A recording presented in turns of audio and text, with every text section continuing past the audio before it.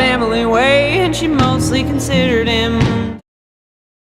Hello, so we are here for our 4th episode of By the Bonfire. I am Bonnie and the Mere Mortals. Thank you for sticking with us through some technical difficulties here. It's always fun. Travis, my husband and our producer, is in Texas in a hotel at a Holiday Inn working on a laptop he's never worked on. And just got all the software downloaded, so we've been trying to re-get all of our settings together. So you're just gonna bear with us this time. Also, additionally, with me tonight is my guest, Iris Marlowe. She was also having some technical difficulties. It's just been a night where the powers that be are trying to take us down. So Iris Marlowe, of Iris Marlowe, is a Chicago-based musician that I found through Spotify. We have a lot of similar fans on the platform, and I thought it was high time that we got to know each other. So, Iris, do you want to tell us a little bit about yourself? Hi, yeah. So I'm from Chicago. I've been writing music for over 10 years now, but I just released my 4th record, which is inspired by the Evil Dead movie series, and that came out on October. It's called Dead by Dawn. I like to paint, I do hand embroidery, I have 2 rabbits and 2 tarantulas, and hopefully they won't be disturbing us tonight. I mean, I think we could have a show and tell time. This is the 4th episode, and Gilbert still hasn't made an appearance, which is pretty insane.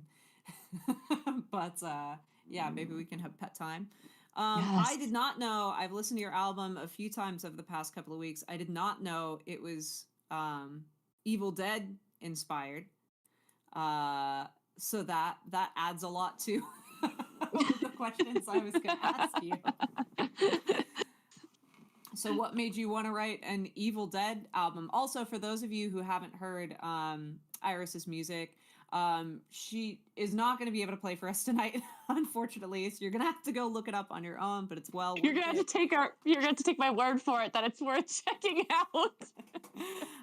We both definitely have a similar alternative spirit. I personally if I were describing yours, I would say it leans more towards like Nick Cave and rockabilly and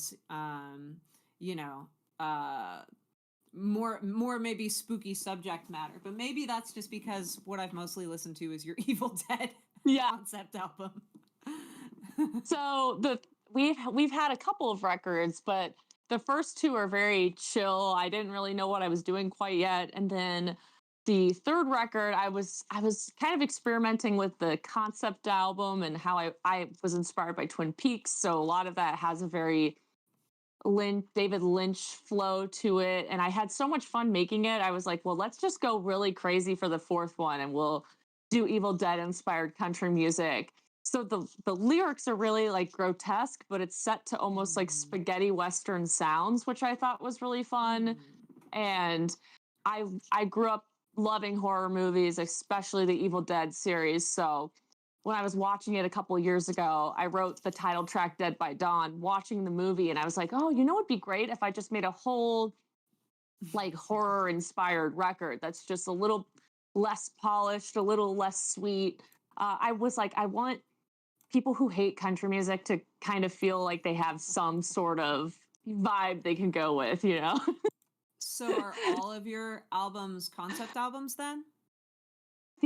So the first one is almost like I can't even relate to it as much anymore, but it's an extremely like personal album. I was like, I'm gonna be a folk singer and I'm gonna write about the beach. I hate the beach. I don't even know what I like what I was doing really, but it's a very secluded record. And then the second one was kind of where I was kind of getting into a little bit more rock and like a little bit more intense folk sounds. But I truly think I found my sound in the 3rd record, and then this Dead by Dawn album was where I really the 3rd record's the David Lynch album.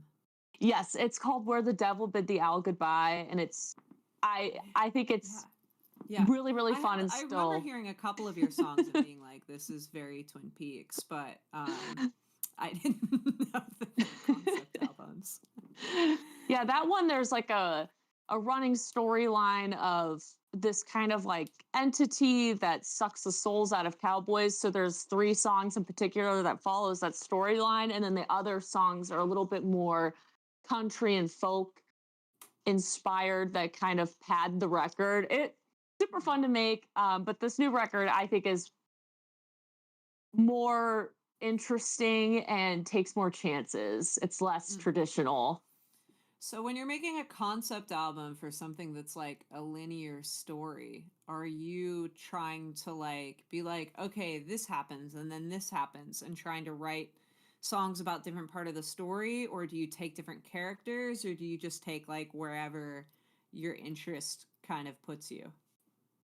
It's a great question. I think for this album in particular, I wrote the first song and then the title track, and then I wrote a song called Swallow Your Soul. And those 2 songs were inspired by Evil Dead extremely in particular. But then I kind of connected those 2 songs through other sort of horror-based Western landscapes. So they're not all like a linear story necessarily, but they all have like a theme of horror or grotesqueness or pushing the boundaries of what country music is, and they kind of make almost like a Western collective to me. But this one in particular, I when I write a lot, I will have like a saying that goes in my head over and over. So when I wrote Dead by Dawn, I was like, dead by dawn, dead by dawn. And I kept kind of repeating it. So that kind of how I write is not sometimes super inspirational. It will just be like I have a saying and then I create a story based off of what I'm hearing in my head. It's not like, I wish I had like a world building sort of. I'm trying to build more worlds with what I'm doing, but I think you are doing world building, but you do it from a lot of different angles. Like some of your songs are like kind of taking things from like we goths that love novelty music. Yes. So like there's some that does that where it's like spooky, scary, and then there's other ones that are like more deeply personal, where it's a lot of I statements or whatever. And honestly, that's a lot of different, I think, like types of songwriting in it. And like knowing it, because I had a bunch of questions for you, but now knowing that it's a concept album, I'm like, okay.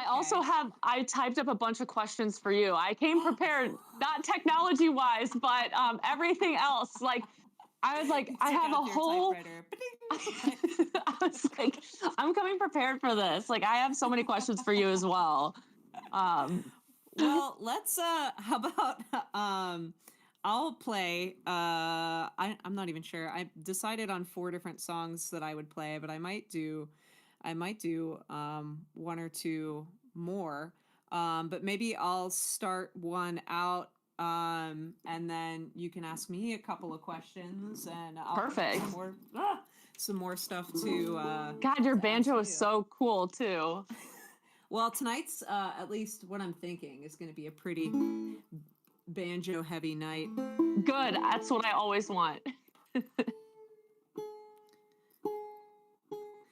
It's been a minute since I've played Cities and Dust. I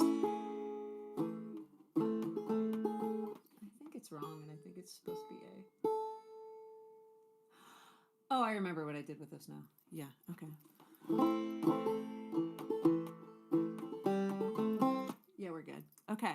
I'm just going to get some reverb going and play a little Susie and the Banshees for you.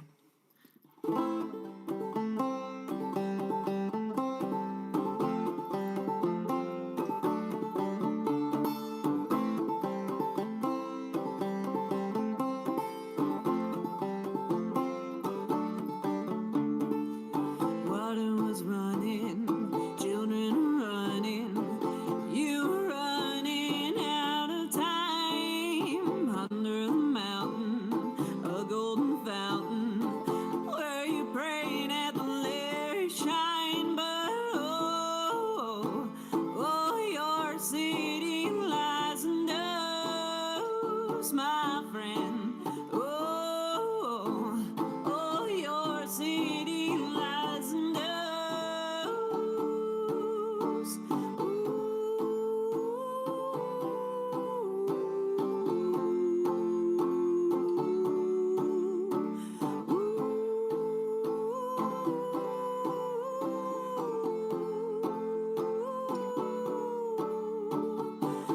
found you hiding, we found you lying, jogging on the dirt and sand. Your former glories and all the stories, dragged and washed with eager hands. But oh, your city lies and knows, my friend.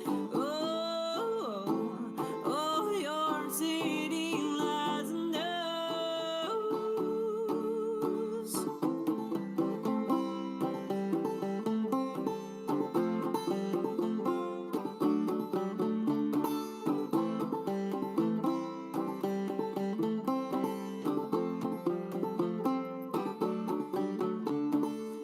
Water was running, children were running, we found you hiding, we found you lying. Water was running, children were running, we found you hiding, we found you lying. But oh, your city lies and knows, my friend. Oh, your city lies and knows.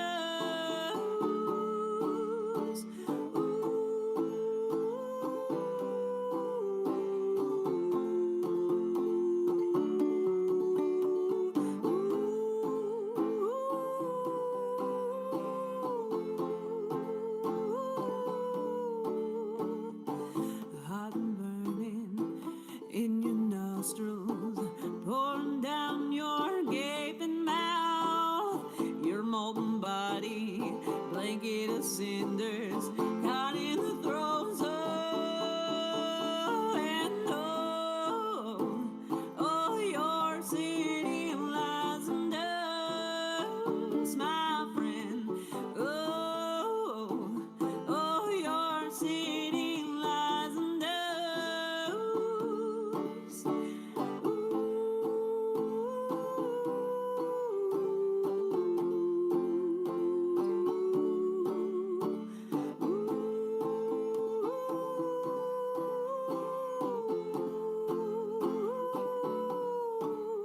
And oh, your city lies and knows, my friend. Oh, your city lies and knows, my friend. Thanks, y'all. This episode's video quality brought to you by the Holiday Inn. I thought of doing that song first because you were talking about pushing the bounds of country, and that is, for those of you who don't know, is a Susie and the Banshee song about the destruction of Pompeii. But I think when you put it on the banjo, it really sounds like it belongs in Appalachia, and it really, Yes.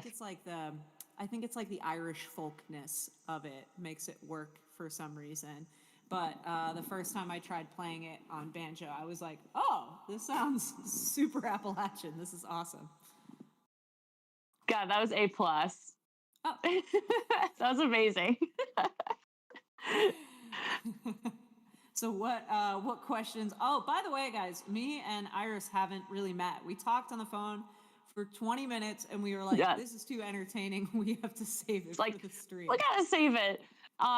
So my first question to you is, how would you describe your music to a Victorian ghost child, like a Victorian ghost that has no concept of who you are or what's like, how would you describe your music? To a Victorian ghost child? Yes.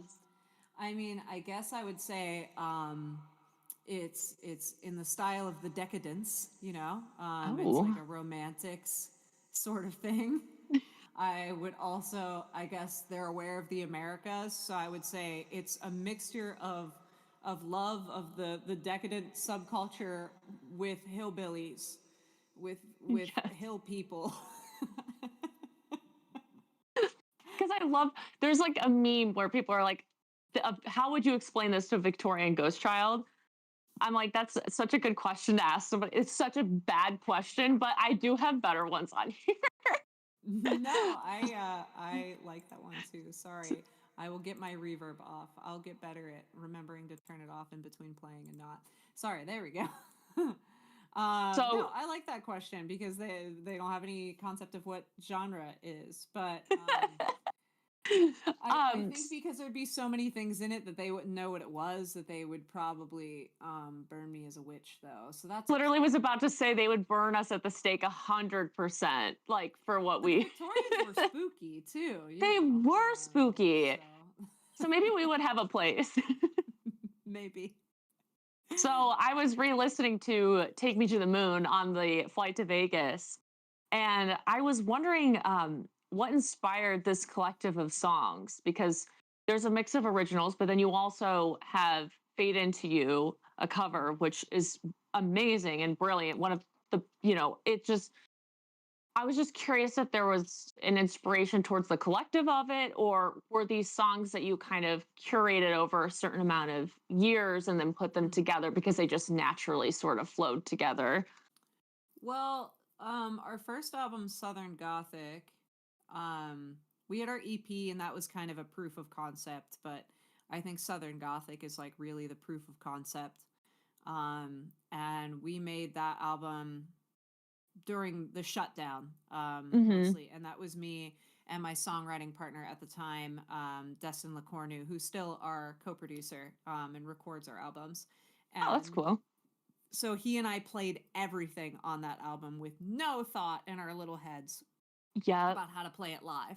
We were just like, let's make cool stuff, and put that together, and like fiendishly worked in a and experimented in that kind of like you know um like 70s album kind of way, where we're like, let's do this and let's make these weird songs and let's bang on these pots and pans and let's get a theremin. I have a So theremin too. I have never figured out how to use it though. It's kind of bare bones, but Destin's amazing. He can play anything, and we just kind of like went back and forth. But to me, that album's like very much like a bedroom in your feels kind of album, where you're sitting there, you're listening to hmm it, you're going inward. So when I got the band together and we started to tour, I do like playing those songs for a more intimate crowd, but we realized that like we were missing some energy that we wanted to yes. do. And it's like when I do something intimate, a lot of times I'll take some of the Southern Gothic songs and throw them on there, but we wanted something that was like higher energy, and we also didn't want to like end up as some kind of one trick pony where we're just doing sad bedroom music. So we wanted to take that concept and see how we could stretch it. So I think most of the stuff on Take Me to the Moon is like Southern Gothic is like, we can do this and it works. And then Live and Unplugged is like, we could do it live even and you can see it. Yeah. Nana nana whatever. And then Take Me to the Moon is like, and we can also turn up the volume and turn up the energy. So a lot of those songs were written out of that, and it's definitely not any kind of concept album. I think everything sort of fits under the umbrella of the song Take Me to the Moon, which like can be read a lot of different ways, but one of those ways is, we the band are leveling up and we have hope in ourselves to do more. And this is a scary world to be trying to do that in. Yeah. Nevertheless, we proceed. So I think everything kind of fits under that umbrella. And we also tried to make everything. I like making a small box.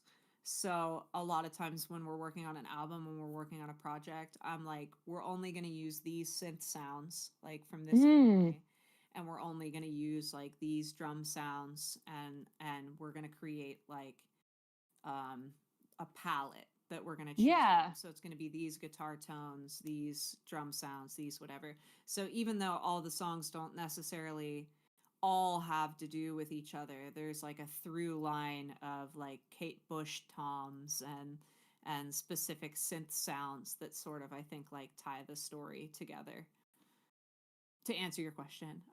There's definitely a change in the sound, but it's a step in a really cool direction between Southern Gothic and your current record. It's just the sound is so different. It's like a mature, more upbeat, and I could see the new record being able to be played in like all kinds of venues. You know what I mean? Like it's very diverse Yeah, to I will me. also shout out, like, first album was definitely a big collaboration between me and Destin. I write all the songs, and then I bring in other people to help me with certain parts. Sometimes they Hmm. write song sections. Destin wrote a song on Southern Gothic, and Matt has writing credits all over Take Me to the Moon. But like working with Destin and working with Matt are very different, and Matt is like a level 600 like cover song bard. Like he knows how to work any crowd, how to do it. He's played so many shows, and working with him on how to imbue things with a little bit more energy, and just bringing his individual Matt Eliasness into it, I think gives it a different flavor. And to answer your question about the covers, we really wanted to put Dreams on there because that's a song that we play live a lot. Yes. If you've seen us live, basically you've heard us play that. And we felt like there was a hole in the album missing. Actually, our A&R rep Cody, who's in the stream, was like, "You need like a quiet moment. You got to put Fade." Like they really fought to get Fade Into You on the album, so they're gonna be psyched that you loved that it's on there. But we wanted like a quiet moment in the album too. Hmm. And I think that fills that spot well, and that's one of my favorite songs. So I was happy to put it on there. It's one of mine too. So when I saw it on there, I was like, oh yes, let's go. Like What else you got for me? okay, so I like to set like an atmospheric tone for albums, and I kind of feel like you do as well. How would you describe the atmosphere of this record? Um, I think it's like Kate Bush Space Cowboy. Ooh, that's a really good description. How about you? Um, I would say the atmosphere of my latest record is rotted corpse in the foggy woods. That's how I would describe it. Rotted like corpse. it's like a description for the worst perfume ever. Yes. I feel like dreadful, but in like an entertaining way. Like I wanted it to be suspenseful, bizarre, but like I when I was writing the songs, I wanted it to feel like the woods. And I think sometimes it goes across, there's a couple of desert sounding songs, but Rotted Corpse in the Woods is exactly the vibe I wanted to bring to this album. So when you are writing, like I said, you go from like a spectrum of like novelty to like deep introspection. How do you Yes. decide where you're going, or when to use both cards? Like how Yes. what is the line for you of like, oh, this might be a little bit too intimate for this song, like this one is really Yes. fun, or otherwise, like, oh, this one's really personal to me, I don't know if I want to put werewolves in it or whatever. So that sounds like something I 100% would do. Though, put werewolves in a serious song. Yeah. I think when I write, I tend I back when I first started writing music, I wrote very introspective songs. They were almost always about me or what I was going through or what I was doing in my life. And I kind of got, it's not that I found it boring to write about myself, but I found that it was um I found that I just wanted to go in a different direction. So when I write songs now, it's mostly not about me anymore, but there will be songs that are sprinkled with like very personal details in these songs that have kind of more horror themed imagery. But there also is a part of my writing where I'm like, we are a country band at the end of the day. So I do want to have kind of authentic country songs in there. And so we do sprinkle in some almost like satirical country. We have a song called Piss Poor Example of a Man that people really love. And it's very traditional country with almost satirical lyrics. And then we, on the new record, uh, someone told me we didn't have any two-step music, and to be a real country band you should. So I wrote a song called Two Step Into Hell, which is like that one was kind of like, well, now are we country kind of thing. It's really fun to kind of mix in these like super serious things sometimes with a little bit more satire with country music, because a lot of country music takes itself very seriously, and I think it's good, but I also think it's fun. I think if you're a gothic country band, it's fun to have a little bit of camp in there. Yeah. So there is a line, like I definitely, like, there is a, I like to put in an extremely personal song on every record. So there's one on the third album and there's one on this one, and then I like to kind of drop in little hints of my personal life in the other songs, but it's mostly hidden through different storytelling. I think it's because you still want your music to be relatable too, which is hard when you kind of write about murder, death, the devil. You know, it is hard to get that to be relatable to people sometimes. So I try to make sure. Yeah, it's very relatable. I used to say. So I kind of like to try to get some emotional based parts into the songs I'm writing about, even if it's about fantastical sort of things. But yes, I do love a little camp, and we recorded a new song that's called I Can't Pay My Bills Without Crying, and it's another sort of upbeat kind of country song that has some real elements to it, you know.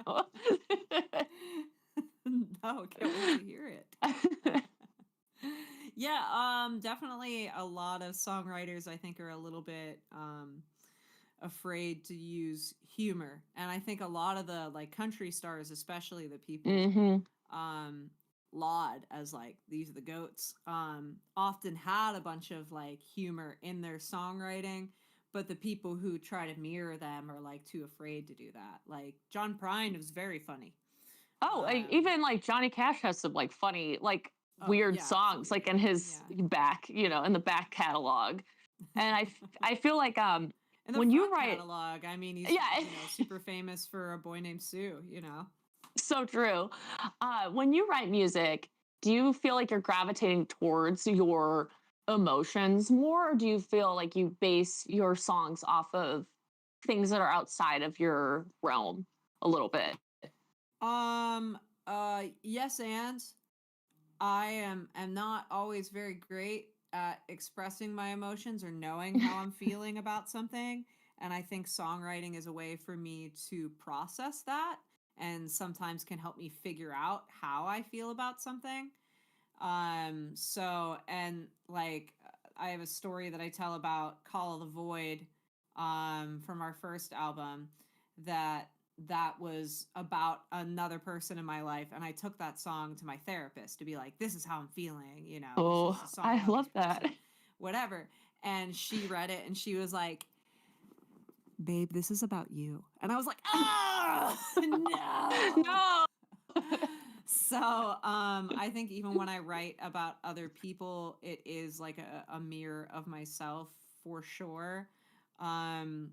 I think the big thing that I try is that before I had Bonnie and the Mere Mortals, I had metal bands, and I used some really highfalutin $5 word lyrics. I also have an English degree, so I you know, put that to good use writing lyrics for that band. And when I started doing Bonnie and the Mere Mortals, I was like, I need to simplify. I'm going to do things as simply as possible with as simple language as I can, and still try to come to the same points. So I've opened that up a little bit, you know. The first song that I wrote for this project was Tennessee, and I was challenging myself to write a song that had the same chord progression the whole time. And now, you know, Take Me to the Moon has all kind of suspensions and wild things in it. So I've loosened that up a little bit, but I think I had to figure out who I was in this box first before I started, adding on additions to the box. Um, but mostly I just try to like get to whatever I'm trying to say as simply as and plainly as possible. No, that makes sense. What do you feel like your strongest uh what how am I going to word this? So when you write music, what do you think is your strong suit? Like what do you think you're best at when it comes to making music in general? Like when you're the most confident part of making music? Yeah. Oh man, what a good interview this is for me. I love asking people questions. If there's something We're about gonna me, have you back on to just play songs at some point. We'll give you your other half. I swear to God, one day, okay, I will get a microphone and figure this out for the next time. You can swear as much as you want to. No one will stop you. Sure. You think this is too many questions? I will come back with 3 more things of questions. I think I can confidently say that the best thing, my 2 best skills in songwriting are hooks and arrangements. I think I can write a catchy earworm, and I think I know how to like put individual pieces together to make something interesting, which is why I like fusing different stuff. Which I'm gonna guess for you that like it certainly seems like hooks are a strong suit for you. Yes, or songs that have like really long titles and really long stories with like I'm either really good at making a catchy hook or no hook at all, like songs that have no hooks. Well, I definitely had a couple of years stuck in my head today while I was prepping for this. So I was like, ooh, she Oh, got some hooks in there. I saw that you were one of the top albums of the year for Rainbow Rodeo, so congratulations on that. They are a great publication. It's such a cool community. And if y'all watching don't know, Rainbow Rodeo is a publication that interviews queer country folk, Americana, rockabilly adjacent sort of musicians. And Bonnie was featured as one of the top albums released last year. So congratulations, well deserved. Thank you, thank you. And I had some questions about that on there for you. Okay. Let's do it. Also, questions in the comments. If you guys have anything, go at it. Kalila and Black and Sheep 222 are both saying that you're an awesome guest and interview. And I went to school for communications back in the day, so I'm really like bringing this back out. Thank you. You all are so sweet in the chat, but I wanted to ask you. So we mentioned this briefly on the phone, and it's a very niche and somewhat small community, but the queer Americana folk country adjacent vibes. So we spoke on the phone that you identify as queer, and so do I. Mm-hmm. And how does being a member of the LGBTQIA community shape your music? I feel like that's such a it's a great. I feel like I love getting asked that sort of question. I love it. They're such good like interviewer questions. I'm gonna make you answer it first. How about that? Okay. Question for you as well. So I grew up in Central Illinois, and it was a town of 1,000 people, and there wasn't a lot of open queer people or even places to express that. And it was a very country town. So I grew up around a lot of country music, and I felt like I didn't relate to the current post 9/11 soundtrack, which was very nationalism and bootlicking and, like kiss the flag sort of country music. And I kind of resented country music for a really long time because of kind of the atmosphere that I grew up and just how folks that were different were treated from where I'm from. Mm-hmm. And now when I started making music and I came out and I understood who I was more. I wanted to make country music specifically for the type of folks that grew up, in places where I'm from and didn't feel like they had they didn't resonate quite with sort of the top 40 country music. Um, so, I love the goths, the gays, the she's, the days, and I feel like making kind of gothic or kind of bizarre or eccentric country music is kind of a way to connect all these kind of niche communities that I'm a part of and then make them feel like they have a place in this, which can be kind of a really weird. Country music still has a lot of growth to do, but there's really great communities such as like yours and mine, and Chicago has a great um, Chicago queer country community. So long story short, it's ingrained in everything I do because I want to make music for those who don't feel as seen, Yeah, That same. was long. No, it's so our 20-minute conversation earlier, y'all. Iris and I realized obviously we make a similar type of music. We both sew our own outfits to wear on stage, except I'm not an embroiderer. I outsource for that, but she already knew my embroidery lady, Jukebox Hmm. Mama, incredible, shout out.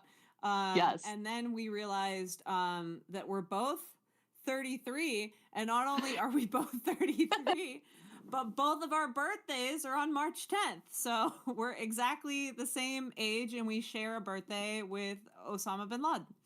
Osama bin Laden and John Hamm and Chuck Norris. Those are better which to lead with. which is so crazy because I never meet people that have my birthday, and we are the same year. I was curious if we were born around the same time. Do you know what your moon and rising are? Oh, you're gonna make me look like a bad queer in front of everybody. Oh, it's okay. I'm It's a okay. Pisces, obviously, and Yes. my I think it's I think I'm an Aries moon and a Gemini rising. Okay, I was just curious because I'm Gemini moon and Leo rising. So I was curious Oh, if we nice. aligned Yeah. even more. But it was so freakish because the only time I've ever had someone have even close to the same birthday as me is when I got pulled over by a cop once. And his birthday was March 9th. So I Wow. was like, I have an oh, older brother that great. has the same birthday as me, also. So, Oh, my younger sister, she was born a day and a year after me. So she's March 11th. That's yeah. somewhat not as cool as us having the same birthday, obviously, but No, we're cooler. We're I felt different like things. I'm not like a The very alternative twins. I felt like it was like cosmic that we had the same birthday. Like Yeah, it was someday we'll very have to have strange. some sort of like joint birthday party alternative. That would be so cool. So, anyways, to your question, pretty much same. I grew up in the border of the Panhandle, West Virginia, in a town with no people, and I grew up with like old country music and loved it. And I also grew up as like a shitty little Republican Christian. And then you know, as soon as I could, as soon as I became like a teenager, then I got a Vampire Freaks account, and I was Yes. introduced to Crew Shadows, and I just I wasn't allowed to wear all black, so I would like double dress and like change things out when I left, and started teasing my hair, and then I moved to the city, and I was so afraid everyone was going to find me out to be a rube, and I worked on getting rid of my accent, and Mhm. eventually I got to a place where I felt like I had no roots, and wanted to really like settle in on who I was in my mid 20s, and started to revisit some of those things that I thought I hated because of horrible post 9/11 country, and Mhm. I found Gillian Welch and started listening to Dolly Parton again, and John Prine and Johnny Cash and Hank Williams and all of these things, and went back to some of the history of my area, of Appalachia, and the things that we fought for here, and just seeing that like all the things that I had been taught about this genre as the way it currently stands are wrong. Um, and the kind of lens that I used to come into my queerness, like realizing I was queer and then needing to kind of go over the rest of my life with a fine-tooth comb because that's how I am. I spent like 6 months in the Bible, and you know, I was like, all right, I gotta find all my shows I need to watch, and started watching the L Word, and like Oh, started, getting the master doc, and like getting all the things, and like I need to be read up, I need to and mm-hmm. that became a lens through which to see the rest of my life, and I sort of pointed that queer lens at the rest of the things. And the Gothic is so much about blurring binaries to begin with. So I think Mm-hmm. that's like a natural home for a lot of queer folks, and has always been pretty feminine. Um, so when I started out to make my own music project, I was like, I need something that's actually me. And I didn't know if other people were going to identify with it. I just wanted to do something that felt true to me. Mm-hmm. And I really think that a lot of the like 80s country music, especially, but a lot of country music has a lot to do with a lot of goth music that people don't necessarily think about, like the Oh yeah. introspective storytelling, the sad stories, the types of reverbs that they use. Mm-hmm. And I got inspired by a couple of like specific things. Uh Depeche Mode song that I'm not thinking of. I can see the album cover. um Shoot, that's gonna bother me. Anyways, um so I think more than just like my queerness is a part of all of that, and I think is the lens through which I see everything. um but it's not like I'm going to set out to make queer music. I think I'm just a queer and I make music, and it just comes out really gay. It's kind of a natural thing too. Like when you Yeah. have that experience, when you're living that life, it does just come out naturally at the same Yeah. time, you know. But I really liked how you said that you were trying to find your roots, because I felt the same way. Like I moved to Chicago. I dropped my accent. Wait, where are you from originally? I'm from a town called Lakin. It rhymes with bacon. Bacon with an L. And it is, I mean, we had two stoplights and a gas What state? station. Illinois. Oh, okay. Oh, okay. All right. Is it Eastern Illinois in the? It's Okay.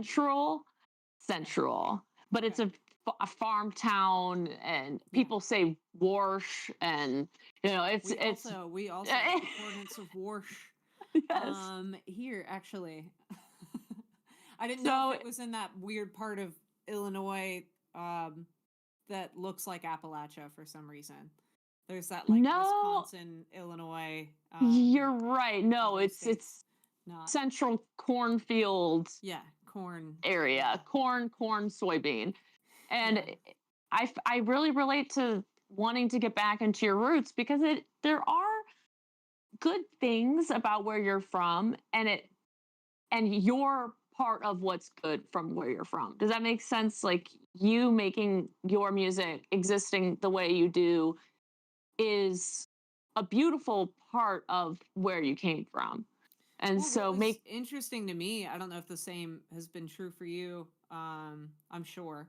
But like I started making this stuff not knowing who's going to be into it, and then we started touring and doing stuff, and all these other little like goth yeehaw queers jumped out of the woodwork, and it was like, yeah. whoa.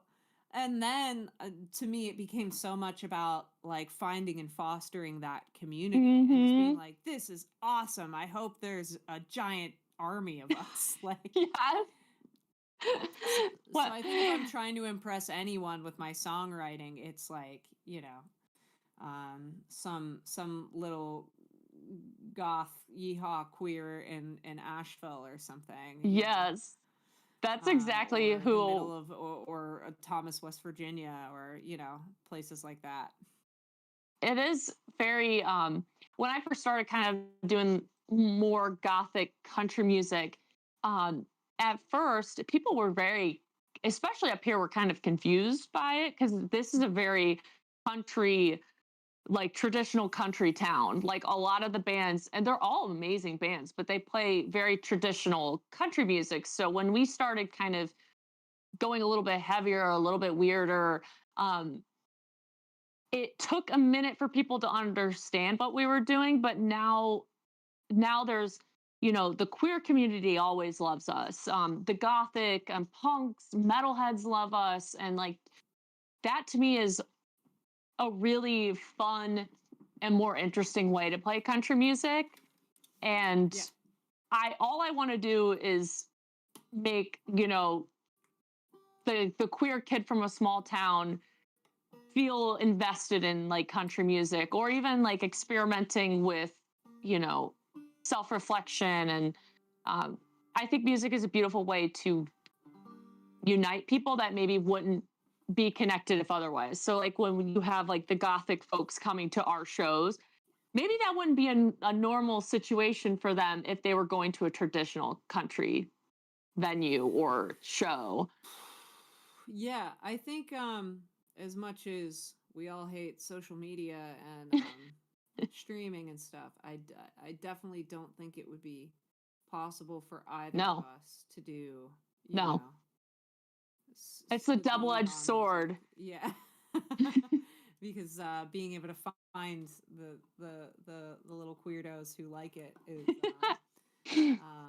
it's not gonna happen you know um with the channels available to us in the 90s. Although maybe, if we had real radio DJs, it'd be a different story. Who's to say? It would be. Who's to say? I think I'm gonna play another one. It feels weird. Just I feel like I have to apologize. I want you to play so bad. Oh, I do too. This is not. By the way, this is not their fault. It is my fault, 100,000% for living in the dark ages at my house. I am gonna play another one. This is off of our first album, and weirdly, a lot of times when we play shows to like country boomers, we'll end the show and they'll be like, "I love that one song. What is it? Void something?" And I'm like, "Oh, really?" And then also a lot of times when we play shows with like other goth bands, they love this song, and I'm equally surprised by it. So this is Whiskey on the Porch.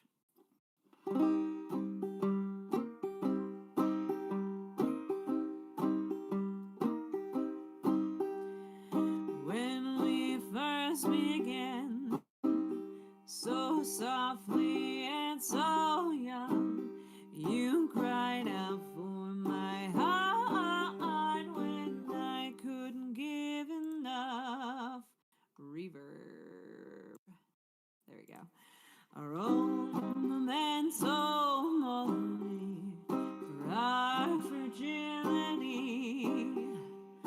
Our cemetery gate still means so much to me.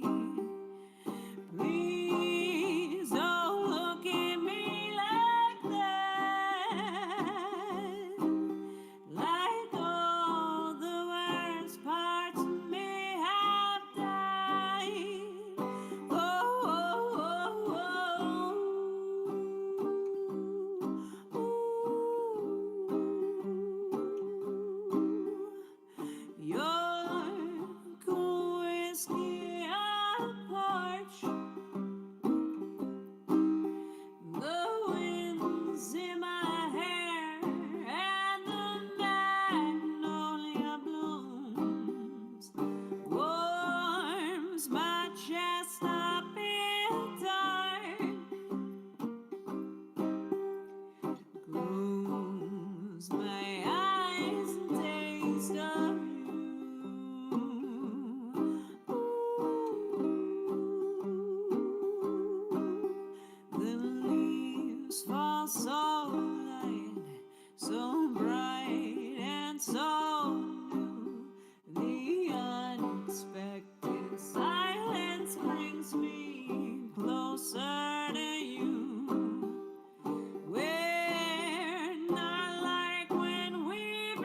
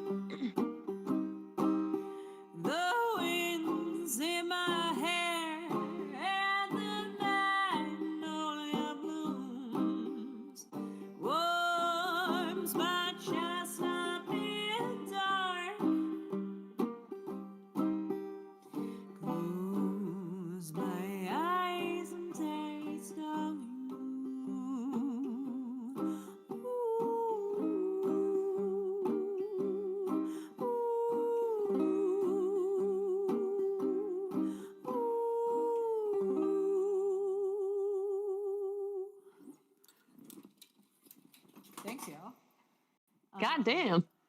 That riff is also born out of me being like, can I be a theremin? And you can.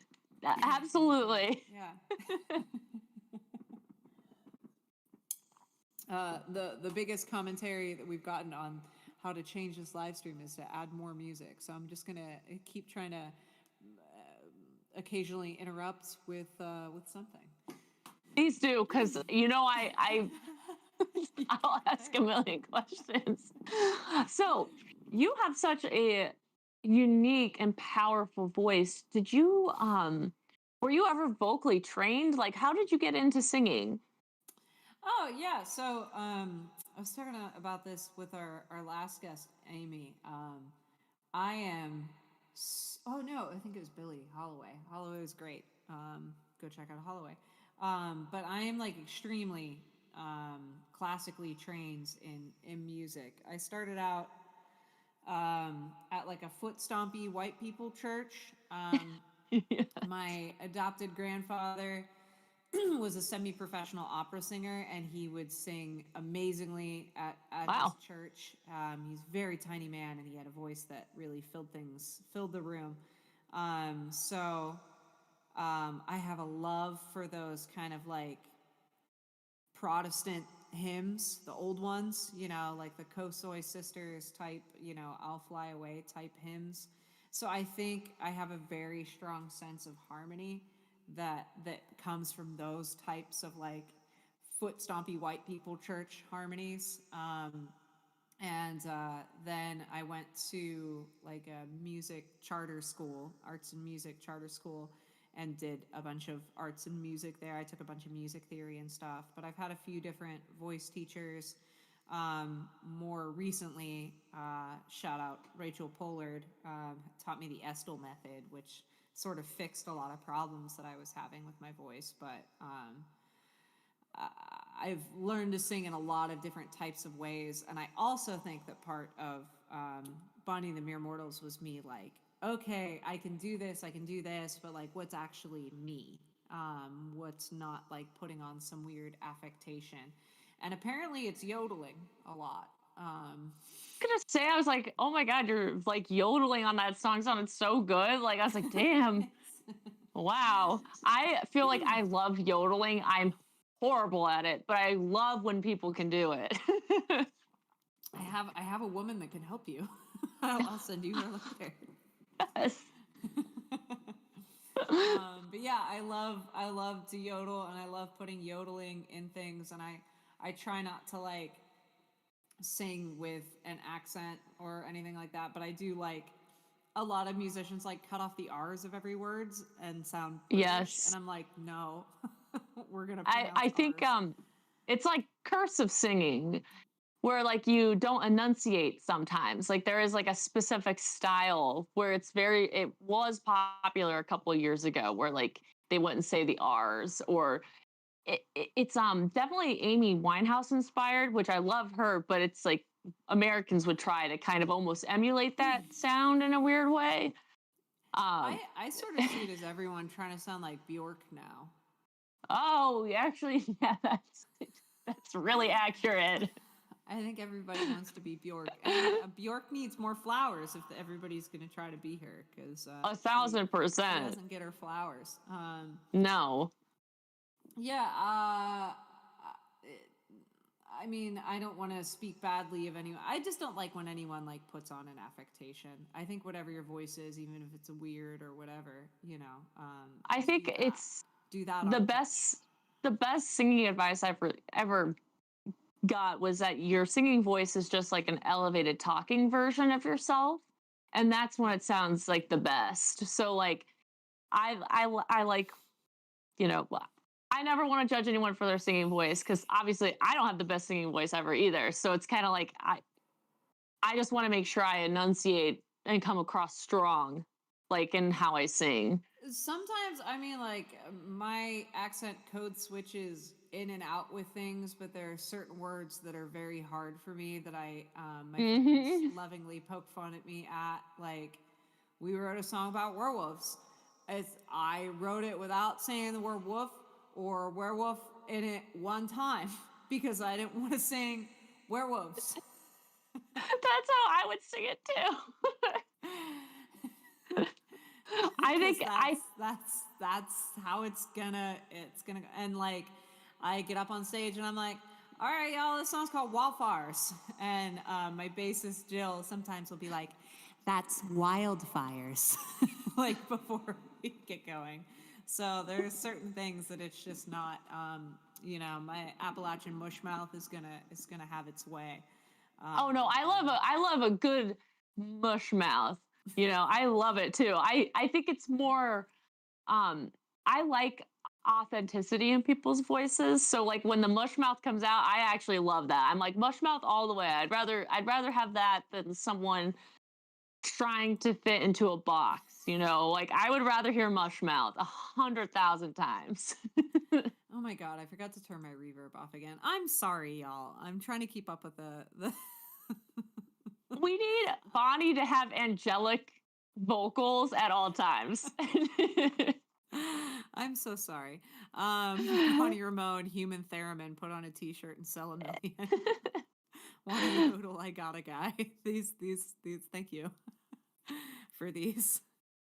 So how long have you been making music? Actually, Travis, the silent man, putting the stream on here, my husband, we met when I was 16 and he joined my metal band. And then we started dating a year later and now we each have our own bands. He's in That's awesome. Red, which is great.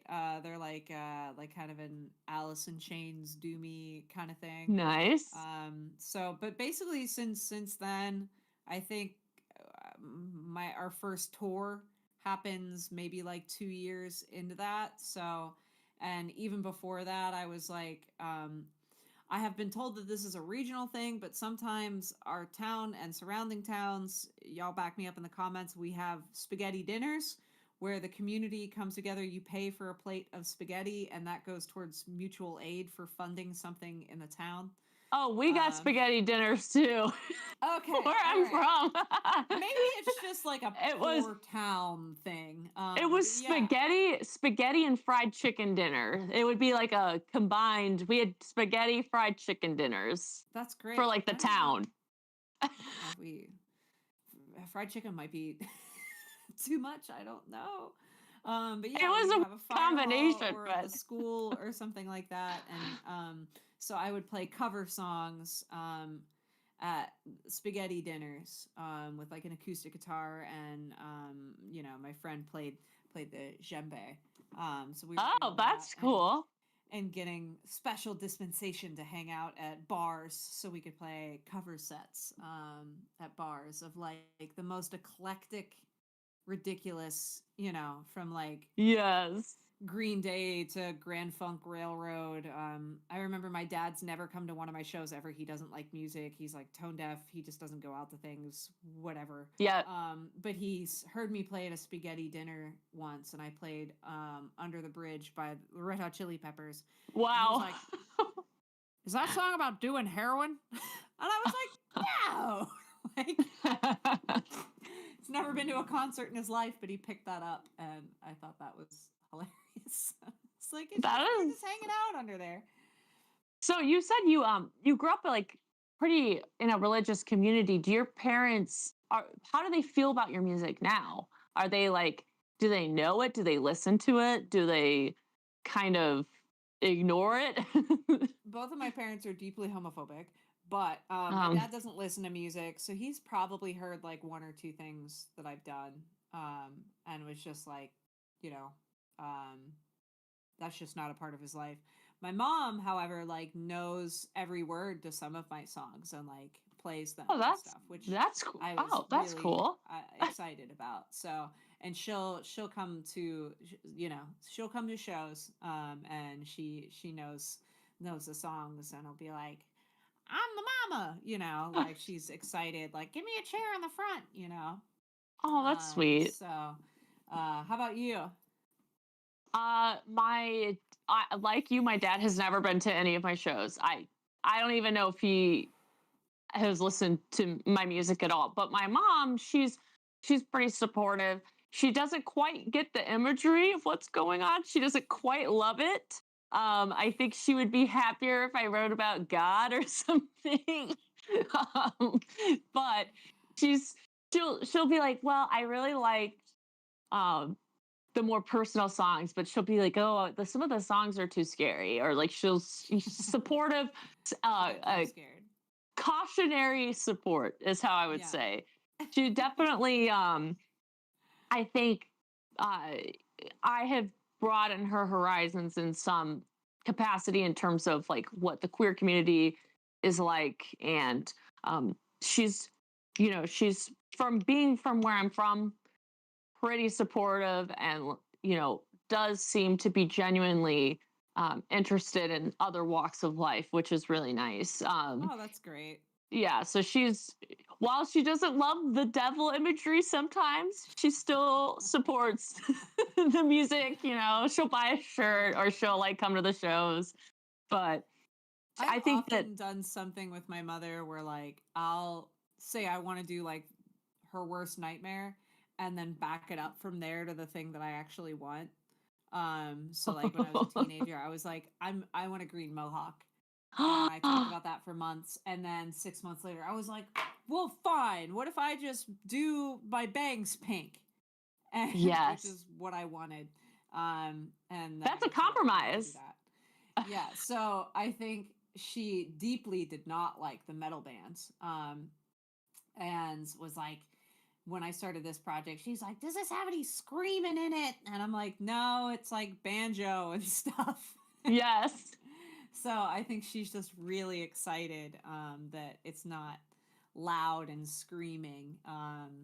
She's like, older people like more this stuff. Yes. So, and I'm like, yes, I really want a crowd of nothing but boomers. That's it. That's all I'm they going for. they love our vibe. Yeah. And I mean, I will honestly, I love one of the things I love most about our shows is that if we're playing like an outdoor festival, we will get like grandparents dancing with their grandchildren at our shows, which was not possible for us as a metal band. So no. it is like watching a puppy and kitty become friends. It's a fun thing to see from the stage. It's you mentioned that you grew up pretty religious. So did I. Obviously that didn't work out. Do you think I'm still spiritual. I just hate like Christian established? nationalism. Yes. Yeah. Do you think that has affected your songwriting at all? Like coming from that background and making your style of music? Do you think that kind what's it? I'm blanking on the word when you sort of leave the church. Uh, it's not Deconstruction. Thank you, deconstruction. Do you think Yeah. deconstruction influenced your style of music or influenced your art? Yeah, absolutely. I think it means that I'll never like U2 because every worship band just sounds like Yes. U2. So even if I didn't hate Bono, they do have two good songs. But yeah, I think what it's done is that like there are some worship songs that are like good, like you could be anyone from anywhere and hear an amazing rendition of Amazing Grace and you're going to feel something because Oh it's an yeah. amazing song about someone's like shift in life, like this grand catharsis. um and if you look at like what the most powerful damn it No, songs I love it. in any kind of worship sense are, it's like a person wrote one song that was like the culmination of what was meaningful in their lives and they didn't do it like as a job. That's messed up. Like, when Hank Williams wrote I Saw the Light, like that's an incredible moment for him. So that I have a deep love and spiritual bond to, is songs like that, really from any kind of religious tradition, but especially the ones that are culturally my own. So kind of looking at it that way and being like, okay, I'm kind of throwing the baby out with the bathwater, but I'm going to keep a couple of favorites. But I think just seeing like the vapid money grabbing kind of stuff, and the like Christian music scene is such a microcosm of what the whole Mm-hmm. the whole music industry is. Like if you look at the sales of audio equipment, most of it's going to mega churches, which is Yeah. insane. So I think it affected my songwriting in that like two songs can be saying the same thing, but one can have no soul. Yeah. And like, why are you writing this? What is the point of you doing this? What are you trying to accomplish? Sometimes I can get in my own way with some of that stuff. But I certainly think if you have taken the time to, now I forgot the word. Deconstruct. If you have taken the time to deconstruct from anything, that means that you've like taken inventory of like what matters and what doesn't, and you're going to take greater care to not just throw some random vapid bullshit into a song because it fits certain, you know, categories or like the boxes that you're supposed to check off, you know. Oh yeah. How about you? I I'm not going to definitely come up with any questions better than the questions that you have prepared. So my question for the night is going to be, how about you? Well, I grew up in super Catholic family, went to Catholic school up until 6th grade, but still was in the Catholic Church for quite a while. I started deconstructing at the age of 12, but my parents were very against that. Um, and so I spent a lot of time.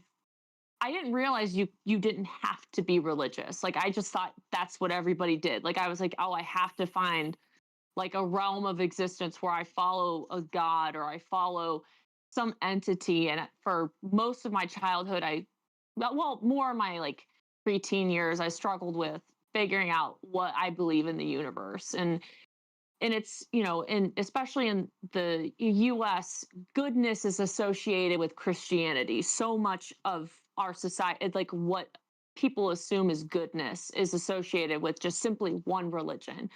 And I struggled with that and the concept of that for a really long time. And so when I first started writing country music, I really wanted to make almost the antithesis of the God conversations that were had in, you know, a lot of country music. But I, like you, there are traditional folk songs that are religious, and you can feel, even me, I can feel something listening to them. And I think that now I try not to be as cynical about religion as I used to be, but I also still want to create music for people who have deconstructed or don't want to hear about God as much.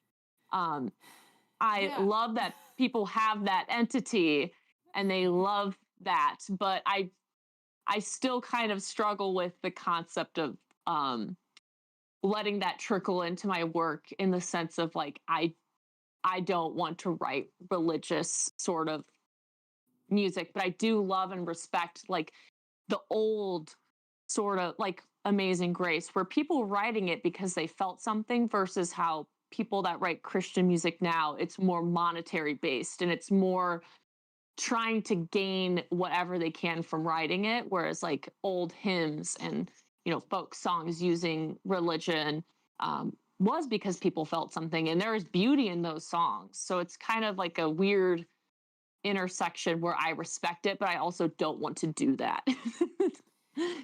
Yeah, and I mean it depends on how woo woo we want to get in this Yes. conversation. But on a surface level, I'm the type of spiritual person from a Christian backgrounds that really appreciates the existence of Satanists because they're doing most of the Christian work out there. The church, the Satanic Temple, Yeah, 100% is doing doing some really great amazing. work. kind things.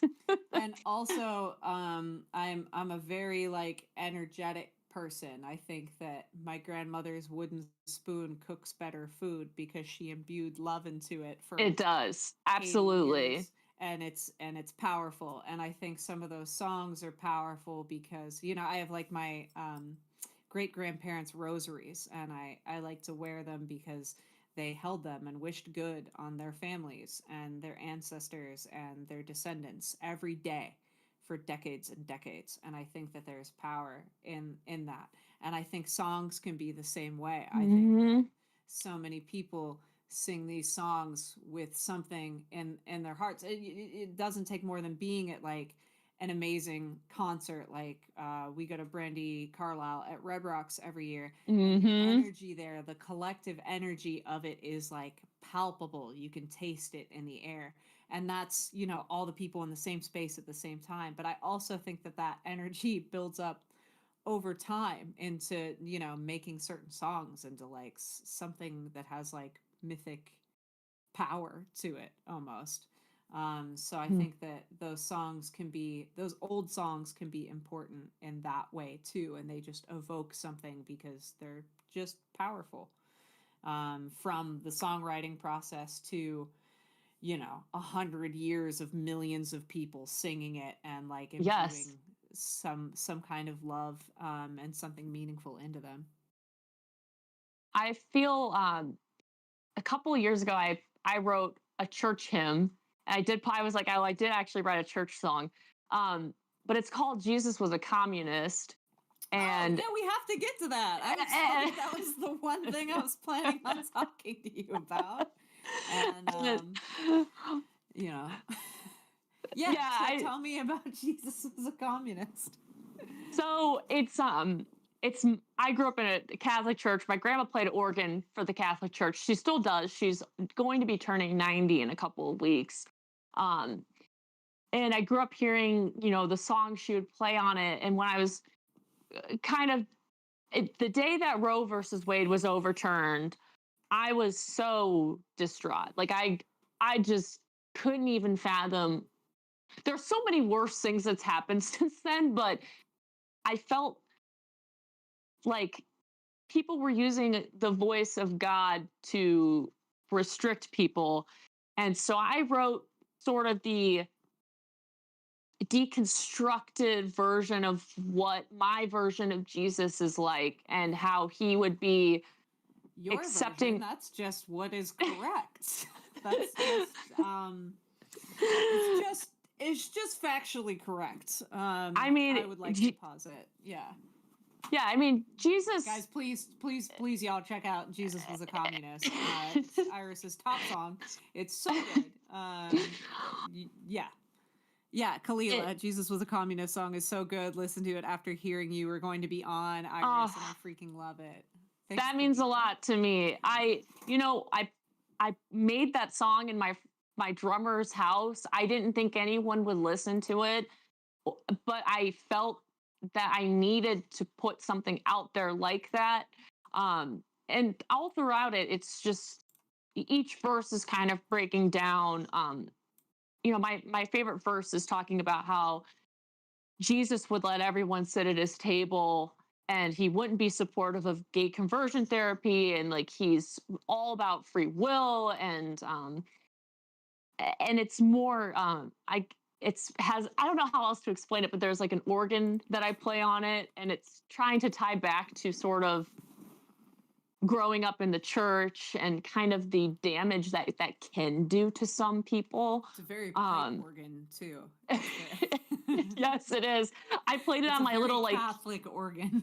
yes, and it's jarring, and I wanted to sing it like I wanted the song to feel like you were at church, and I think you know it's it's important to me to have a song like that exists, because then especially queer people, we have a lot of issues from the church. That's not an exaggeration to say, but once again, it just felt like it needed to be said. I wanted to kind of put it out there that it's music is political, And in this cursed timeline we're in, it's like the one thing I can do that's accessible to many people, you know? Yeah.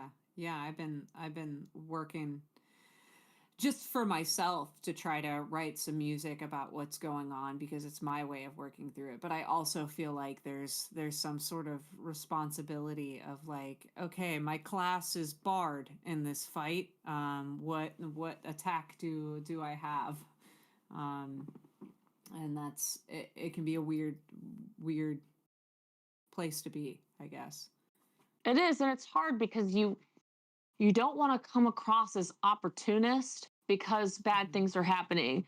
And so there's a fine line of you want to make people feel connected with your art, but you also don't want to exploit what's happening right now because there's just so many fucked up things happening. It's hard. It's almost hard to even like every day. I'm like, I almost have a harder time writing now because Jesus Was a Communist, I think, came out almost 3 years ago, 2 or 3 years Okay. ago. So And it when you were felt writing that at that point, were there parts in the writing process that you were like, why am I the person to say this? Or is this right? Or is like, did you judge that song more heavily than other parts of your catalog? absolutely because I was like, yes, I'm part of the marginalized community. I am queer, but I also am a white woman who has a lot of privilege in the world just because of how I was born. And so sometimes I don't want to be the loudest voice in the room, but I Mm-hmm. wanted to show my support through music without taking up too much space. It's a very fine line, like Yeah, I've been struggling with this lately. So you talking about this is helpful. I've been writing something and it's been hard for me to like get make a decision on what I'm going to mhm. do because I'm like I have feelings to work through. I want to put them to song. Also, those might be helpful for other people to hear, but also I'm a white lady and I'm never going to write Mississippi Goddamn or anything Marvin Gaye's ever done. So like what am I even doing? Should I just start promoting Marvin Gaye? Like it's it's a hard place to be, but even saying that sentence feels privileged, you know? It is, and it's like I I want to make. I think the best thing that we can do is voice and speak up for marginalized communities. Creating our art is protest in a way, but we also don't have to be the loudest person in the room. It's a very fine line, and I think Jesus Was a Communist is definitely my fine line. It's like I have it. It exists. It speaks how I It's your feel truth. Yeah. without saying that this is how everyone should feel, or I want to like whenever I write, because I feel like I have been writing a lot of these kind of folk protest songs, but I am just so angry that I'm like, I don't even know how to turn it into art, and I don't want it to. Sometimes it's just writing it out. Um, it's just a really, really fucked up timeline like we're living right now. Um, and so making our music is protest in a sense. Um, and it's a powerful tool, but doing more than just making art is important too, like going to the Yeah. protest and speaking up for your neighbors and things like that. So I'm going to interrupt us and then we're going to come back to this because I'm having a really good time in this conversation and that usually means it's been too long since yes, I've played something. we've only gone through like a third of these. You're just going to have to come back with a mic. Yes. I do have a Yeti mic somewhere. I just have to find her. She's somewhere around here. All right, reverb on, volume down a little bit. I'm gonna play one of the songs off our new record. I have played this in one of the live streams before, but I'm gonna do a little of When She Whispers.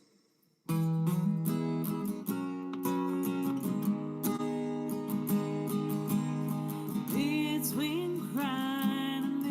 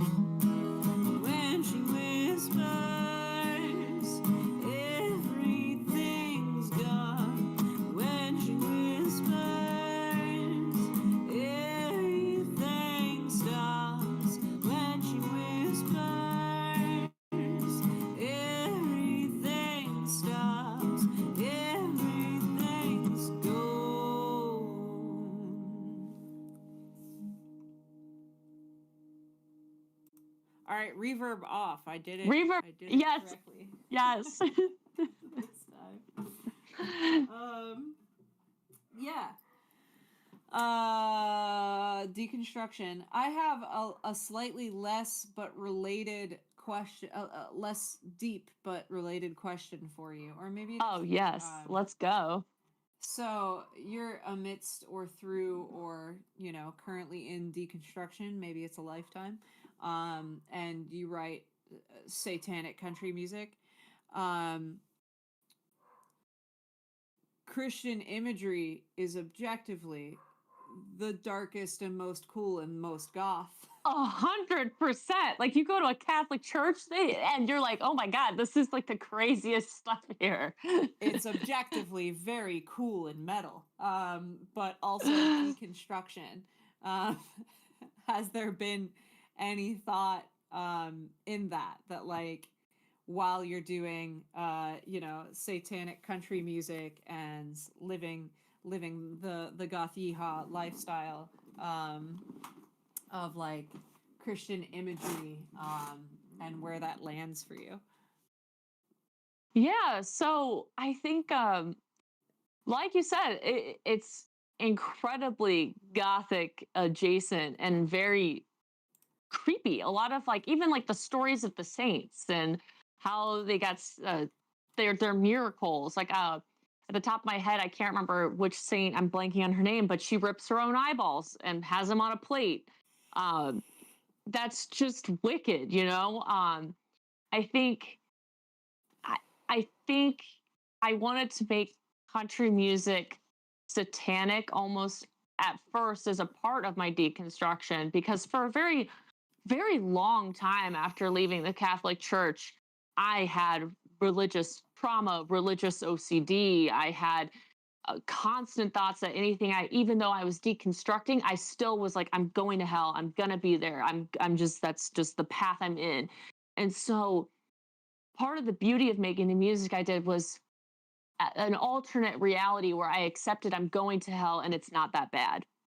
And so making the music that fits that attitude and sort of confidence that hell isn't what people think it is or there's no fear, it was releasing that fear of what I was told my entire childhood, that every little thing I did, no matter what, was going to lead me down a path of brimstone. So I kind of wanted to embrace that and just as a big fu to like religious trauma essentially. So it's a huge part of why I started making the country music I did. And I still think I'm getting a little bit more lighthearted and fun with it.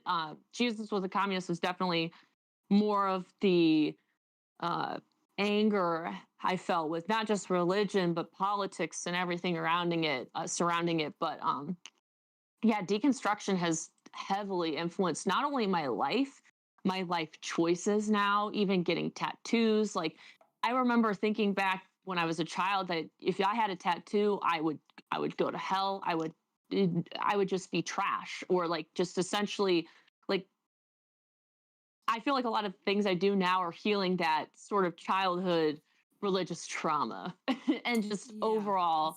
So using that as your kind of playground Mhm. to try and experiment and try things out. I love that. I mean, for a lot of my childhood, my family wanted me to be a nun, which that did not work out.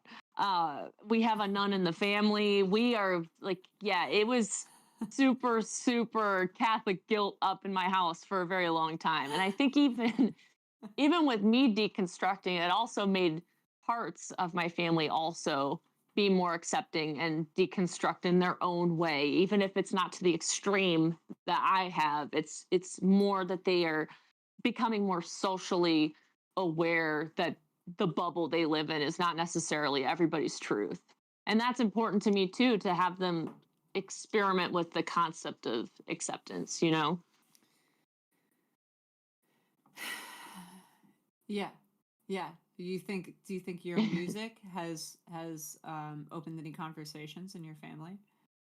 Probably some super negative ones for sure. I definitely have an aunt that was very upset and said that she didn't approve of my lifestyle and that I was a heathen and that my grandparents shouldn't talk to me, and I understand from her perspective why. Yeah. And I think the best cat I yes, obviously no, but she's very sheltered, and the best thing I can do sometimes is provide a realistic example and a good example of someone who can be a good person that maybe doesn't fit the box of what you're looking for. Um, if you look at me, you might not assume that I'm going to not be like just some horrible human being just based off of appearance. And I think being an example of a good person, even with a different or alternative appearance, I think that even can make people question what they've been told their whole lives. You know what I mean? I think people fear what they don't know, and a Yep. lot of what it comes from, all of it is just people not getting out and meeting enough diverse communities to know. And I mean, I know that firsthand. So I think so much of it is like, sometimes I daydream about kidnapping members of my family and just like putting them in my life for a couple of months, and seeing how radically their minds are blown, just by the things that they think about different groups of people, and just like, now you're in it, you're not being murdered, or bursting into flames, what are you gonna do, even you're living at a in drag Chicago, show and you're having fun. you're not burning alive.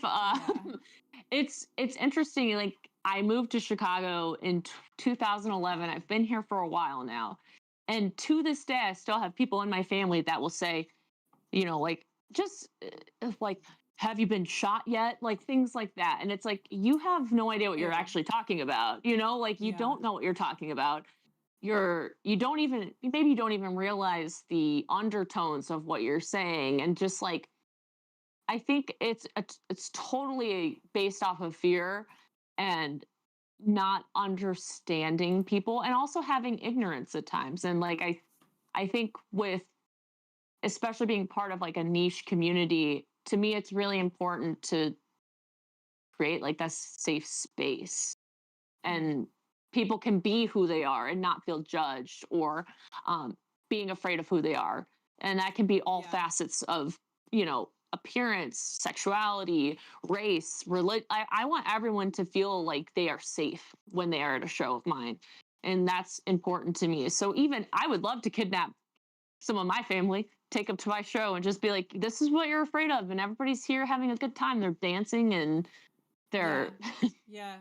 You and I, again, like, occupy a lot of the same space, but also I think in some ways our communities are like different ends of that spectrum. Whereas, like, I feel like what you've described to me from your shows are like a very niche subculture community sometimes. And our stuff, I think we sometimes try to trick people into being weird unintentionally. Yes. Because the sounds that we're using sonically, like, we will have 70-year-old men come up and be like, this reminds me of, like, Tears for Fears or Adamant, or like Yes. something that they remember from the 80s, and now I can talk to my kid, my grandkids about it. Or like, they come up and they're like, do you like Hank Williams? Yes. So, and I try to do this very like 70s Opry style, drag persona on stage, and people will be like, oh, that's like Reba or Dolly Parton or something, and I'm like, surprise, motherfucker, I'm in drag. Like, so I think I try to like, I throw the net as wide as possible, and then be like, oh, actually, you're experiencing a goth drag leftist Americana Yes. show you didn't know, and you made it through and you loved it, and your grandkids loved it. And, I try to make things where the more you listen to the music, the more you can kind of dig into those things. But I want it to be something that from a, main, no words today, like greater culture can just Mm-hmm. find something to grab onto, and then maybe the things that sound a little bit weird to them are the edges are a little bit softer because they hear Mm-hmm. something that they are familiar with. So we end up with a really eclectic bunch, depending on usually just Mm-hmm. like who else is on the bill. Yes. But it can get wild. But we haven't really, like you talked about, playing with a lot of punk bands. We haven't really done much of that. We play with other goth bands, but usually it's like either something mainstream. That's the word I was looking for. Yes. Usually it's something very mainstream or Americana, or sometimes we get put in with bluegrass folks or other goth bands. And just the fact that we play on bills with both bluegrass and goth bands is pretty, I like that. Me too. We definitely, it's funny because when we play, sometimes we'll gauge audiences, and we will have audiences where it tends to be more boomer or Gen X. And it's interesting because I do want to win them over too. So we do have songs that are less crazy and chaotic that we can kind of bring them in, and then they experiment more with the other songs that are a little bit crazier. Do you play covers live? Like, do you play like old country songs or anything?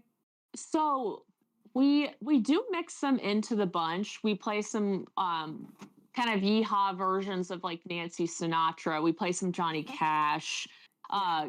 Glenn Campbell. So we do mix in kind of some traditional country in there to kind of bring people in who maybe don't quite get the vibe at first, but it's like an invitation, like putting my hand out, pulling them in. Um, but I understand at the end of the day, we're not going to be for everybody. There's certain sounds, certain vibes, but the people that really dig it, they dig it, and that means a lot to me because I'm never going to be everyone's cup of tea per se. You're not trying to be. Yeah. No, Yeah. don't want to be. I actually had a question I've been dying to ask you, and I've had to find through. Oh, yes, here's my question. Um, do you find that it's harder to break through certain communities in music because of your sound and style? That's a double-edged sword. Um, and I also think my perspective is jaded and based on the passage of time as well.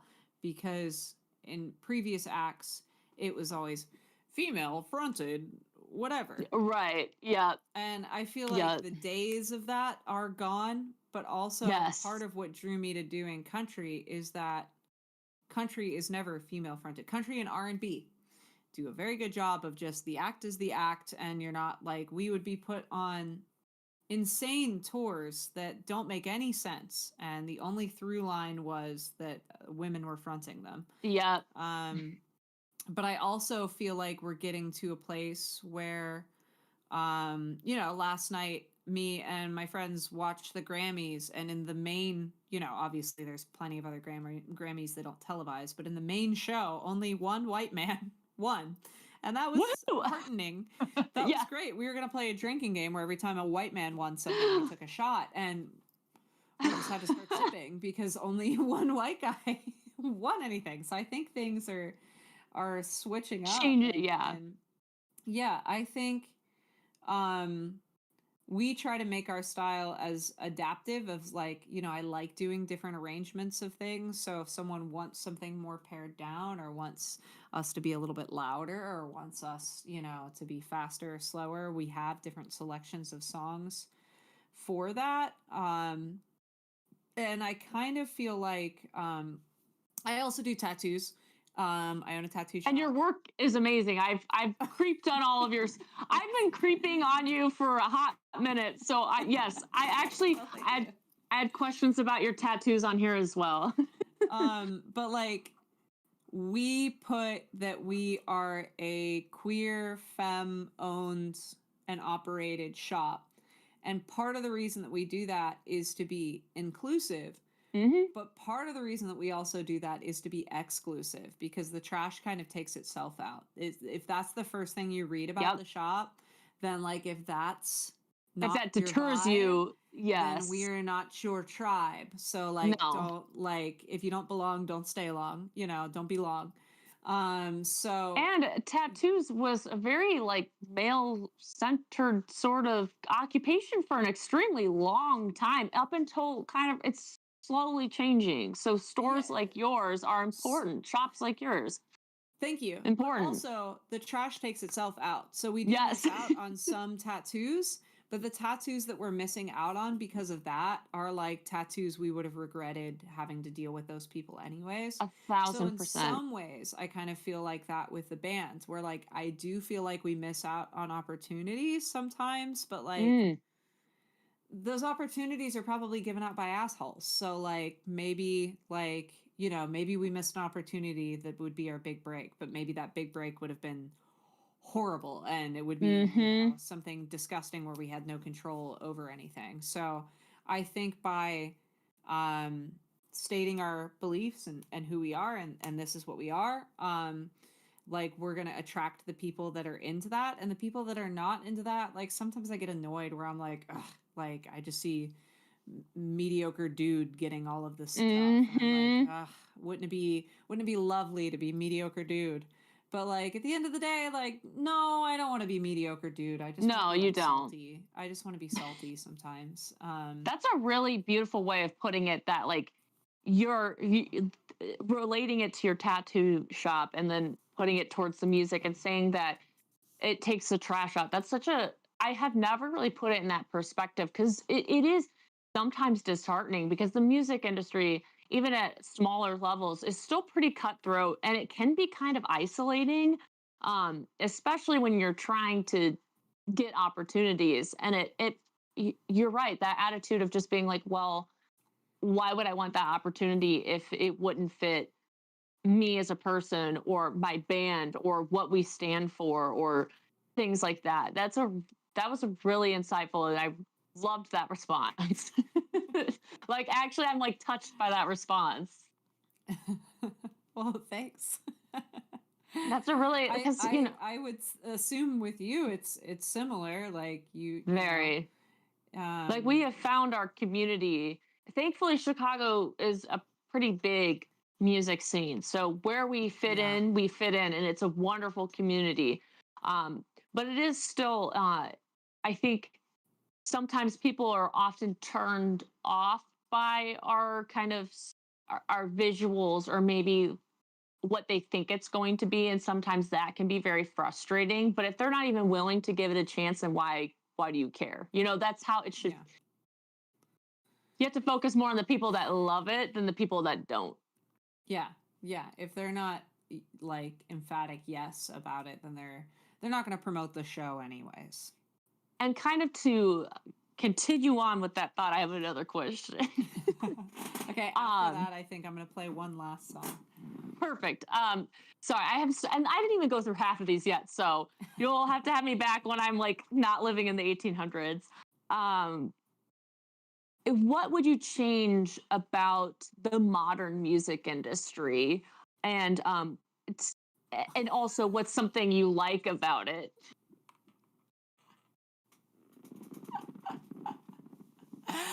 Okay. You're like, oh my God, these questions are too much. No, I just mean that's a whole episode for sure. What would I change about the modern music industry? Like the Fair Wages for Musicians Act. Go follow Yuma. Yes, like, Yuma.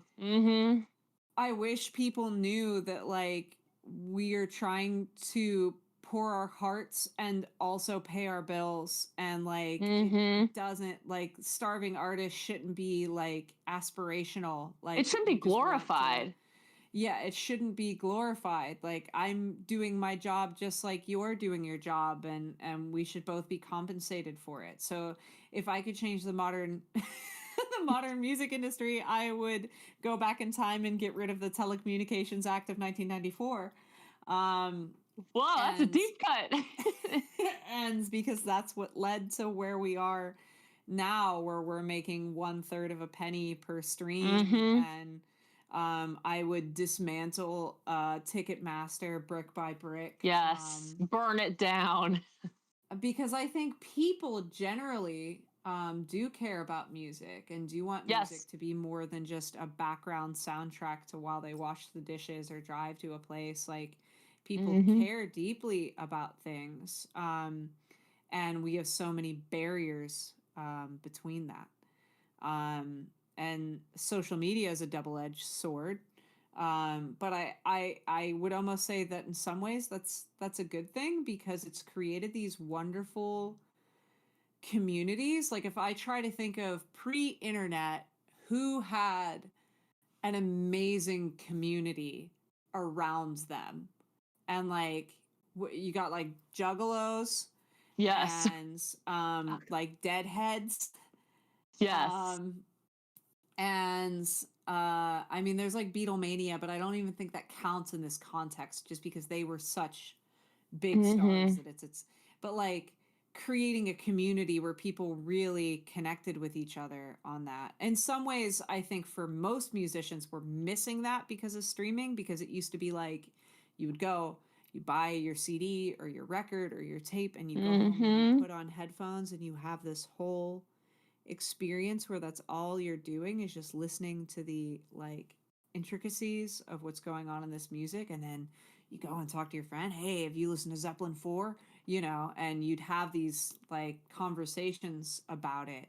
And now so much is like you listen to an album, but it's kind of on in the background while you're doing something else. Yep. So, but I also love that it's a double-edged sword. In some ways I love, in some ways I hate that you need to know so much about the personal lives of these musicians and these celebrities, Yes. like pre-internet, how much did we really know about Elton John? He had a lot of fans, yeah. Like, you just put out your music, and Bowie in a lot of ways is still an enigma. It's like you have to feed an algorithm, you have to be presentable, personable, all knowledgeable, all while making art and working a full-time job, and it's a lot. Fine with all of those if like it weren't an endless money pit that my heart and soul and like very well-being is tied to. Yes. It's fine. I need to do it to survive. I have to do it. I'm very unhappy. I cannot survive if I don't do it. And people seem to like it. But like, I will do all of that work. That's fine. It's just like it feels like walking up a steep hill made of like wet sand. Yes. Just, and thinking you're getting a little hold on things, and then being like, oh no, it just feels never ending. And I think if there were like I feel like I'm very fulfilled by my music in the top half of the Maslow's hierarchy of needs, but I'm sorely lacking in the bottom part of the triangle of Maslow's hierarchy of needs. And it's not sustainable. No, and it's just kind of sad that it's like it's so hard to make a living as an artist in any sort of realm right now, especially music. It's disheartening, but the best part is how connected we all can be, because like we would have never crossed paths had if it the weren't for an evil company. Yeah, if it weren't for yes. Yes. Tiny miracles. the one positive of that evil company. Yeah. So I mean, that's it. Also, Black and Sheep 222 Cody mentioned join the Bonfire. We have this whole idea for the live stream, the by the Bonfire, which is a pun, is based on our fan club, which is called the Bonfire. And you can join the newsletter. We send out emails when I remember. And we have a Discord, and we have a Facebook group that's run by some very good friends of ours. So whatever platform you like, I'm trying to move things off of Meta platforms. That's part of wanting to do something on YouTube. But we send out an email newsletter that's not too often, that's not annoying, and we have a Discord. And I love everybody in our Discord. We're a small group, but we're mighty. And I love getting to know everybody in there. So we are. Nevertheless, she persisted. There is some communities that we're building online to in Christianese fellowship with folks. So if you're not in those online communities, please hang out. Yeah, Bonfire fan club represent. Yeah.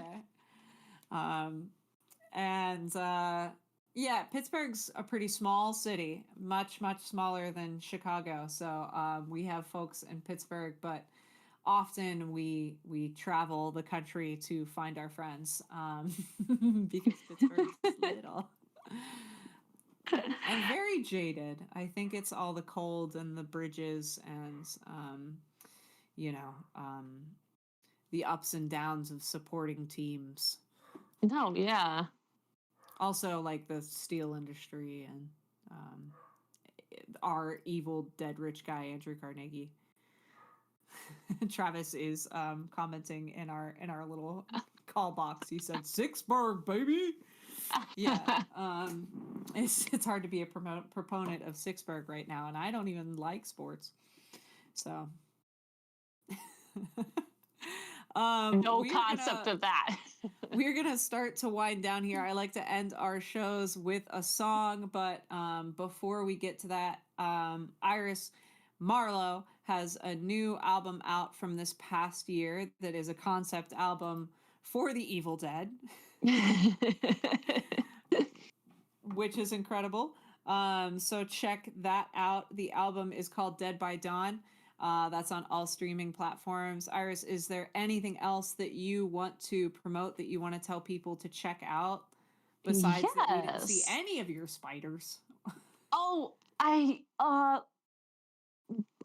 can pick up the phone and help. How about when I'm playing, since it'll go and then we can end the episode meeting one of your animals. We can have Steve Irwin. I might be able to sneak my bunny in. My tarantulas might not want to be held right now, but my bunny will. But yeah, other than the album, we actually have a new song coming out in early spring, undetermined date. I will get on it, but it's called I Can't Pay My Bills Without Crying. And we are playing a bunch of shows, and hopefully we'll come out to Pittsburgh sometime. That'd be super fun. Yeah, please do. Please do. And on our ends, this is episode 4 of By the Bonfire. In 2 weeks, you know him, you love him. We're gonna have a man on this channel, and it's gonna be on Sunday instead of Monday. We're gonna have Matt Elias, one of my best friends and my guitarist, amazing singer-songwriter in his own right. We're finally gonna have him on an episode, and then 2 weeks after that, we are gonna have Clover Lynn. I love Clover. Love Clover. You may know as Hillbilly Gothic. Oh, hell yeah. As well as from her multiple music projects that she's had. That's going to be on March 2nd. And we're going to try to, with the show, have like a schedule that we could sort of put together how this is going to be. I would love any ideas from anyone on how we can improve the show, how what you guys like, what you don't like, but we're going to continue to do these every 2 weeks. And I think we might even bring in, I've been thinking about doing a show where it's like Hot Ones, but it's in the hot seat and I'm tattooing someone and asking them hard interview questions. That's such a good idea. An idea that I have for some touring musicians. It's a great idea.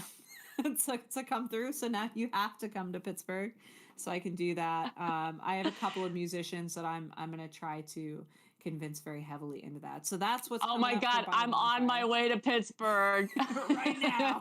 Right now. So I'm going to play one more song. I've played it on TikTok before. we talked a lot about protest songs and about songs in hard times. And a big question that I've been asking myself that I will ask you in the TLDRist that you can, Trump or Reagan? Like Yeah, who how's I it want to feel? who I want to kill more. Who's worse? Uh, oh my God. I Reagan definitely was the start of horrible, everything horrible. Well, I mean, this country's always been cursed, but it's like, I hate them both so Yeah, much. it's really hard. You don't. I get it. You don't. I'm not gonna make you.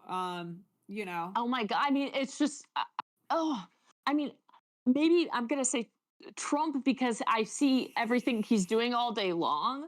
And I mean, God, I I don't don't know. even. I don't know the answer to this question. I I don't. thought your I question was going to be who I want dead more. And I was like, well, thankfully, Reagan's dead well. already. Yeah. Thank God. Yeah. But that is such, ooh, yuck. I'm going to throw up even thinking about either of them. Yeah, so I've been thinking a lot about like how I, as Bonnie Ramone, should like write my feelings. I've been talking to my therapist about it. I've been talking to my Yes. friends about it. I wrote some very beautiful guitar that I have written 15 different half sets of lyrics for. I don't know yet, but in that I've been like revisiting some of my favorite songs that, are about civil unrest. Yes. And I think in the next couple of episodes, I'm just gonna like play a smattering of it. So I've played like half of this on TikTok before, but I wanted to play the whole song. Let me see if I'm still in tune. So sorry. The comment Reagan walked so Trump could shit his pants. I'm so sorry. That is that was you? Oh my God, that's so funny.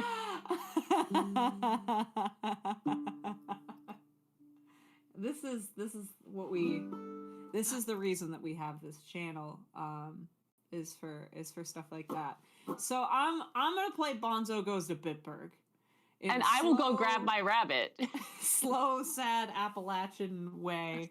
And this is my first time playing the whole song, and you're gonna go grab your rabbit, and I'm gonna put on reverb, and I'm gonna remember to turn it off when I'm done. So, all right.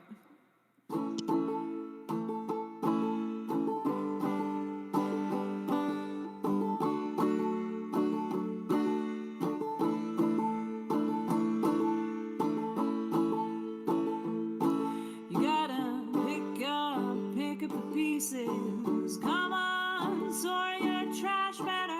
Pull yourself back together. Maybe you've got too much cash. Better go call the law.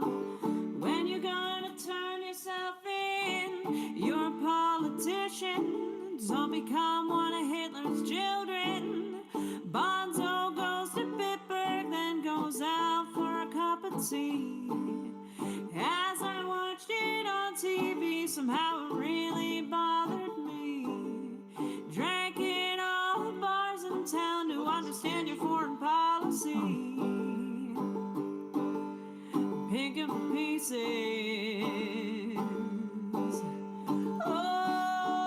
Oh, my brain is hanging upside down. No, no, no. I need something to slow me down. No, no, no. My brain is hanging upside down. Oh, I need something to slow me down.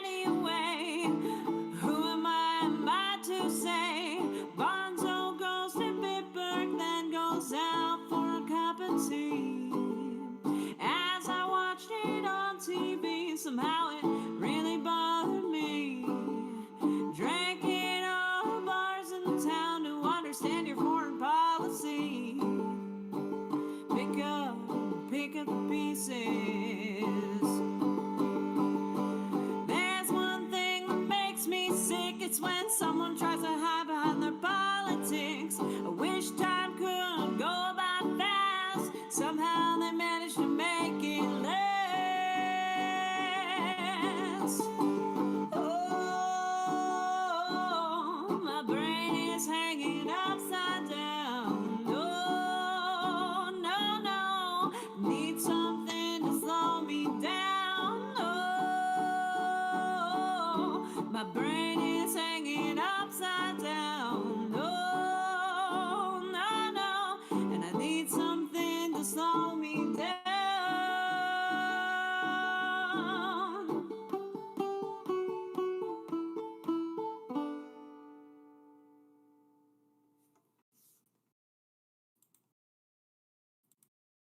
Reverb off. I love that song. I hope you guys liked it.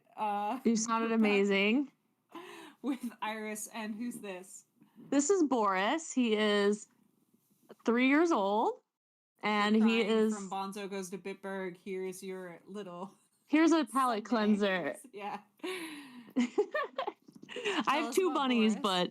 but Boris is a lion head and a English lop mix. I have another rabbit named Bee. She is an Angora, English Angora, so she's about 6 or 7 pounds, but she doesn't like to be held. So Boris is a little bit more tolerable. Of being held. He's not camera shy, this guy. Yeah. Oh, well, thank you so much for having me on here.